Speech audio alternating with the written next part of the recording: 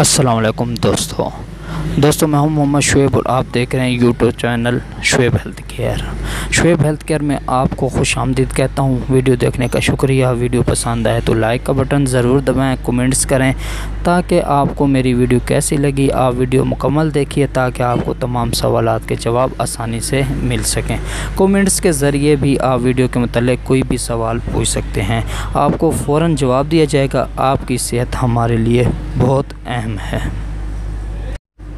Friends, आज हम बात करेंगे कब्ज़ की अलामात, वजूहात और इसका इलाज। अंतरियाँ फजलात को ख़ारिज करने में सुस्त रवि का मुज़ाहरा करें या अंतरियाँ फजलात को रोकने लगें तो इस अलामात को कब्ज़ कहा जाता है।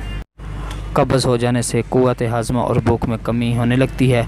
पेट में गैस भरने और जमा होने से तबीयत में अजीब गिरानी सी पैदा होकर इस तरह भी कैफियत पैदा होने को हो जाती है। अलावा अजीन अमराज़ मसाना व गुर्दा भी कब्ज़ का ही शाखसाना समझे जाते हैं। अंतरियों में बराज के जमा होने से खून में फासद मादे शामिल होकर दीगर जल्दी अमराज जैसे खारिश, फोड़े, फुंसियाँ, चेहरे के कीर मुहार से और एलर्जी को बदन पर हमला आवर होने की दावत देते हैं। ख़वातीन में आम तौर पर लिकोरिया और मर्द हज़रात में जरियान की एक बड़ी वजह भी कब्ज़ को माना जाता है। मौजूदा दौर के ख़तरनाक तरीन अमराज शुगर और हाई ब्लड प्रेशर के हमला की राहें भी कब्ज़ में हमवार करती हैं। जोड़ों का दर्द, अर्क-ए-निसा, शाटिका और कमर दर्द का सबसे बड़ा सबब भी कब्ज़ बनती है।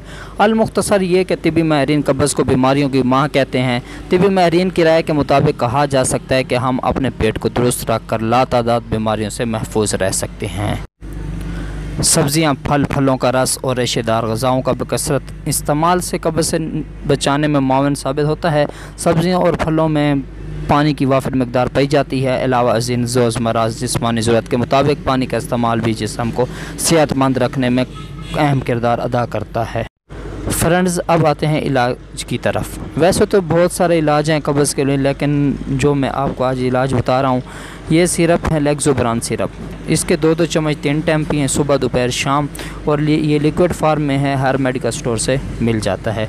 इसके 2 चम्मच सुबह, 2 दोपहर, 2 शाम पिए, इंशाल्लाह इस कब्ज़ से निजात हासिल होगी।